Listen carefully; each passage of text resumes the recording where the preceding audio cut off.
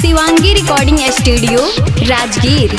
अब न चलता उठौली से काम, अब न चलता उठौली से काम, न धरता कानिकारी रे अरबा उत चोली में हम धलकाऊ, रे अरबा उत लहंगा में धलकाऊ, छौली कारू ना बाई रे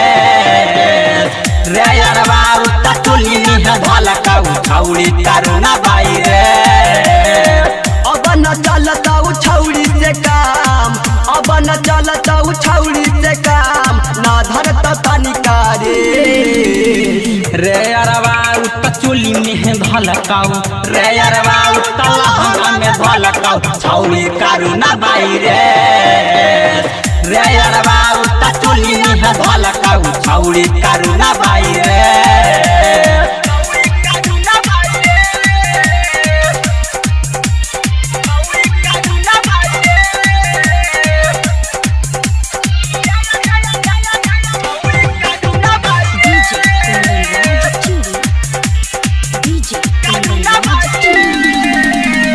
जब ना सचुआ हल टप टप पानी, हमरा तक खरब जिंदगानी।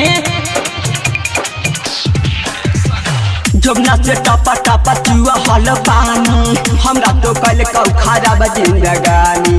कैसे बताइयो कते समझाइयो, कैसे बताइयो कते समझाइयो, पहले जैसा ना बेस रे अरबा उत चोली में धलकाऊ, रे अरबा उत लहंगा में धलकाऊ, छौली कारू ना बाई रे अरबा उत चोली में धलकाऊ, छौली कारू ना बाई रे।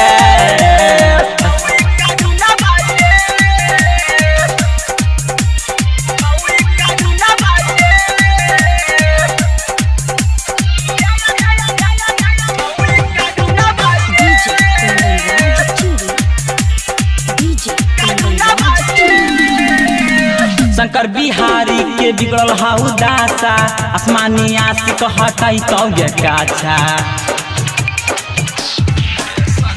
शंकर बिहारी के बिगड़ल हौ दासा, आसमानी आशिक हटाई तो ये काछा।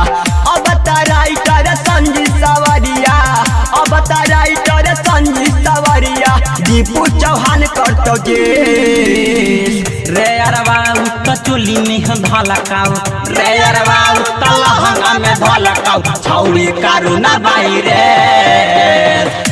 अरबा उत चोली में धलकाऊ, छौली कारू ना बाई रे। Shivangi recording studio Rajgir.